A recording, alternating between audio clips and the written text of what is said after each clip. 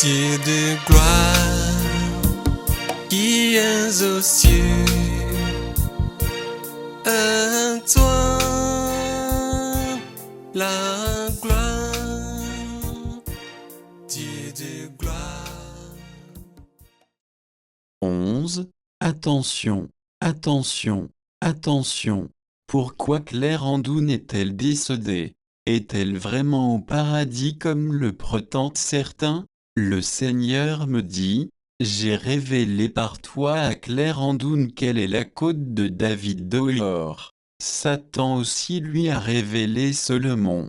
Elle n'a pas été sage et obéissante, mais elle a agi comme Ève dans le jardin d'Éden, me rejetant avec ma parole et en acceptant Satan avec sa proposition. Ensuite elle a commencé par diffamer ma parole sur les médias et les réseaux sociaux.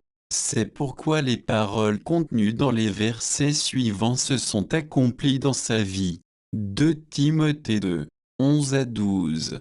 Cette parole est certaine, si nous sommes morts avec lui, nous vivrons aussi avec lui. Si nous persévérons, nous régnerons aussi avec lui. Si nous le renions, lui aussi nous reniera. Proverbe 28 à 32. Alors ils m'appelleront, et je ne répondrai pas. Ils me chercheront, et ils ne me trouveront pas parce qu'ils ont haï la science, et qu'ils n'ont pas choisi la crainte de l'Éternel, parce qu'ils n'ont point aimé mes conseils, et qu'ils ont dédaigné toutes mes réprimandes. Ils se nourriront du fruit de leur voix, et ils se rassasiront de leurs propres conseils, car la résistance des stupides les tue, et la sécurité des insensés les perd. Lorsque Claire Andoun était morte, beaucoup de personnes dans le monde entier ont été choquées et attristées. À mon niveau, la première mort, c'est-à-dire la mort de la chair, n'est pas un problème. C'est la seconde ou la mort de l'âme, ou encore quand l'âme périt en enfer qui me fait mal. Ce fut le cas de Claire Andoun et je veux que le monde entier le sache. C'est moi qui ai créé Claire Andoun. Je me suis sacrifié, j'ai souffert à la croix et j'ai donné ma vie pour elle. Je l'ai sauvée de la vie de débauche, et lui ai confié une tâche. Elle a bien commencé, mais a mal terminé. Satan l'a séduite, l'a tuée et l'a emmenée en enfer. J'ai donc perdu l'âme pour laquelle j'avais tant souffert. Entre les hommes et moi, qui souffrira le plus?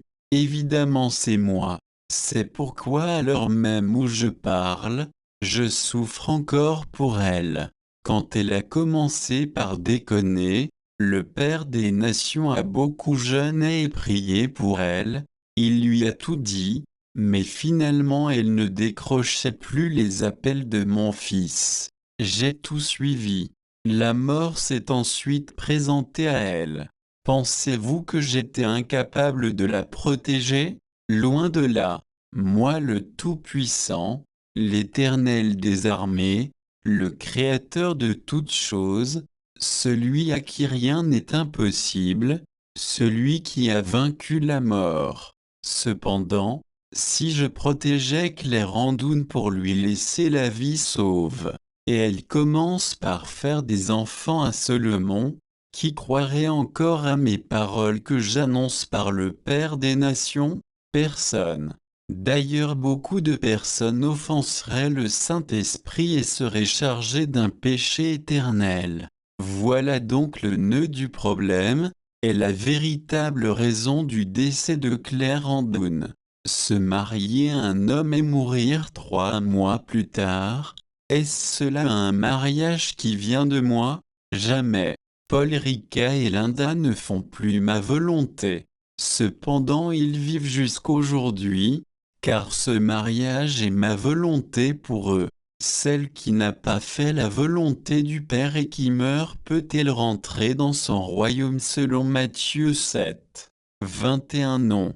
Matthieu 7, 21. Ceux qui me disent, Seigneur, Seigneur, n'entreront pas tous dans le royaume des cieux, mais celui-là seul qui fait la volonté de mon Père qui est dans les cieux.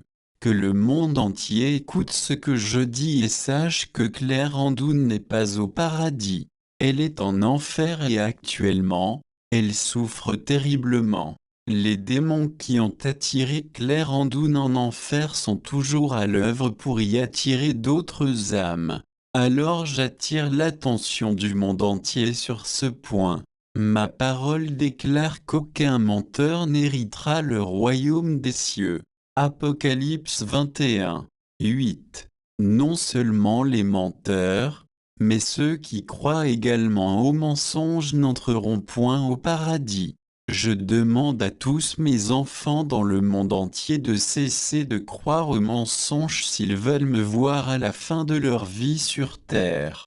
Beaucoup de personnes ont péché, elles ont commis de péchés graves dans cette affaire. Je leur ai demandé de faire un jeûne sec de 7 jours suivis de 100 nuits de veillée, de 22 heures à 6 heures. Après cela, elles feront la restitution puis le Père des Nations priera pour eux et elles seront pardonnées. Au cas échéant, elles périront toutes en enfer. Que tous ceux qui savent qu'ils ont péché dans cette affaire fassent ce que je leur demande pour avoir la vie, sinon ils le regretteront amèrement en enfer.